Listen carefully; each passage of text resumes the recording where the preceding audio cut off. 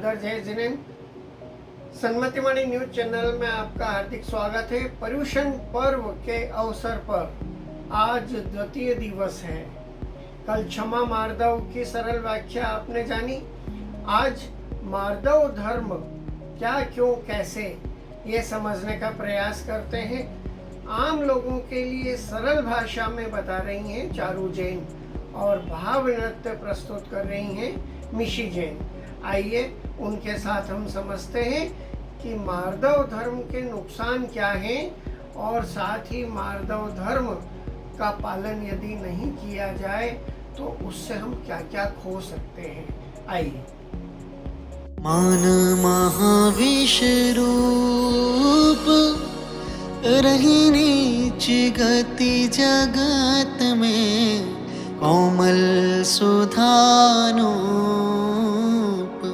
सुख पावे प्राणी सदा। उत्तम मार्दव गुण मन माना, मान करण को कौन ठिकाना। बस्यो ने गोद माहिते आया, दमरी रूकन भाग बिकाया। रूकन बिकाया भाग बसते, देव की इंद्री भया। उत्तम मुआ चांडाल हुआ, भूप कीड़ों में गया। जीताब जोवन धन गुमान, कहा करें जल बुध बुधा। करि विनय बहुगुण, बड़े जन की ज्ञान का पावे खुदा। सभी को सादर जय जय। कल हमने उत्तम क्षमा धर्म के बारे में आपको वीडियो के थ्रू थोड़ा संक्षिप्त में बताया था। आज हम बात करेंगे उत्तम मार्दव धर्म के बारे में। मृदुर्भावा मार्दवम मतलब मृदुता या कोमलता का नाम ही मार्दव है।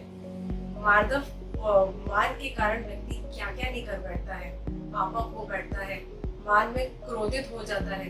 क्रोधित आदमी इस हद तक गिरता है कि जो धन उसने बहुत पसीना बहाकर कमाया है उसको भी मान के चक्कर में खो बैठता है। जहाँ तक स्त्री पुत्र अधिक हो, घर बार हो, उसको भी मान के आगे कुछ नहीं गिनता है।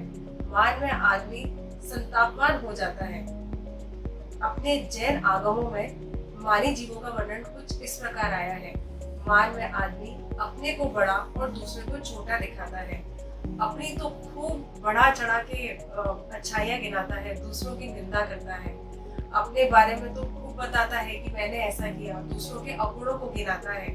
अगर इतने में भी संतुष्ट नहीं हो तो अपने को नीचा दिखाता है और अपने को बड़ा दिखाता है और नीचा दिखाता है। और अगर ऐसा होता नहीं दिखाई दे तो बहुत संतापवान होता है। जिस प्रकार शारीरिक स्वास्थ्य ठीक ना होने पर हमें सर्दी व गर्मी दोनों प्रकार की हवाओं से परेशानी होती है। गर्मी में हमें लू लग जाती है और सर्दियों में हमें सर्दी जुकाम हो जाता है। उसी प्रकार आत्मिक स्वास्थ्य ठीक ना होने पर हमें निंदा व प्रशंसा दोनों ही परेशान करती है। निंदा की गर्म हवा चलने पर हमें क्रोध रूपी लू लग जाती है और प्रशंसा की ठंडी हवाएं चलने पर हमें सर्दी जुकाम रूपी जुकाम हो जाता है, सर्दी रूपी जुकाम हो जाता है। तो अगर आप देखेंगे जितने भी हमारे आलोचक हैं वो क्या करते हैं, वो हमारे अवगुण तो बहुत बड़ा चढ़ा के बताते हैं पर हमारे गुणों के बारे में चर्चा नहीं करते। तो ये आलोचकों का ऐसा ही काम है, पर हमें ऐसा नहीं करना है। हमें उन सभी परिस्थितियों में शांत रहना है। आप जो मान है वो एक मीठे जहर की तरह है। जब इसकी प्रशंसा होती है तो लगता तो बहुत अच्छा है पर है तो ये दुखदायक ही। जैसे आप देखेंगे हमारे शास्त्रों में भी आता है कि रावण जो है वो मान के कारण ही नरक में गए थे। क्यों? क्योंकि सीता जी का हरण करके ले गए थे, तथापि उन्हें सीता जी को हाथ तक भी नहीं लगाया था और उन्हें यहाँ तक भी निश्चय कर लिया था कि वह ससम्मान सीता जी को राम जी को वापस लौटा भी देंगे। पर उन्होंने सोचा कि ऐसे कैसे लौटाऊंगा, मैं पहले राम से लड़ूंगा और लड़के जीतूंगा। उनको अपनी मान की पुष्टि करनी थी क्योंकि यहाँ सवाल सीता का नहीं था, सवाल तो मूर्छ का था, सवाल मान का था। तो आखिर इतना सब बात सुनने पर प्रश्न ये उठता है कि मान प्रकट क्यों होता है, क्या कारण है कि हमें ऐसा मान का भाव आता है। तो जैसी वस्तु है वैसा ना मानकर उसमें अभिमान या दीनता करना, यही मान का कारण है। हमें पर पदार्थों में अपनापन मानने से मान की उत्पत्ति होती है, जबकि वो पर पदार्थ हमने उसको पाया हो या नहीं पाया हो, पर उसकी प्रशंसा सुनने में हमें मान होता है। तो हमें करना क्या है, हमें पर पदार्थों में अपनत्व करना बंद करना है। पर क्या पर पदार्थ ही मान का कारण है? जिस प्रकार से तिजोरी में रखे लाखों रुपए होने पर भी तिजोरी तो अपनापन नहीं करती ना उससे, ना ही उसके बगल में बैठा मुनीम अपनापन करता है। तो फिर अपनापन किससे होता है? अपनापन तो सेठ को होता है, तो बंद भी सेठ को ही होता है। इसका मतलब ये है कि सिर्फ पर ही आपका मान का कारण नहीं है। हम सोचे कि पर से मान हो रहा है, पर में अपनापन करने से मान हो रहा है, क्योंकि पैसे तिजोरी में रखे हुए हैं, पर तिजोरी को तो उससे अपनापन नहीं है ना।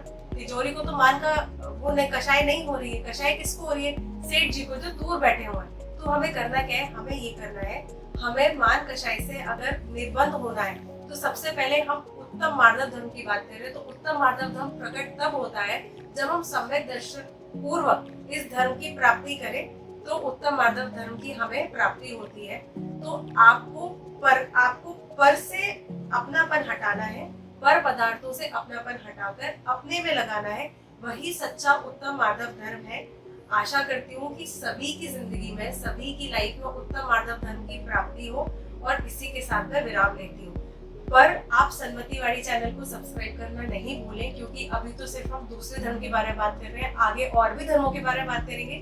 तो उसके लिए आप जुड़े रहिए और सब्सक्राइब जरूर करिए। धन्यवाद।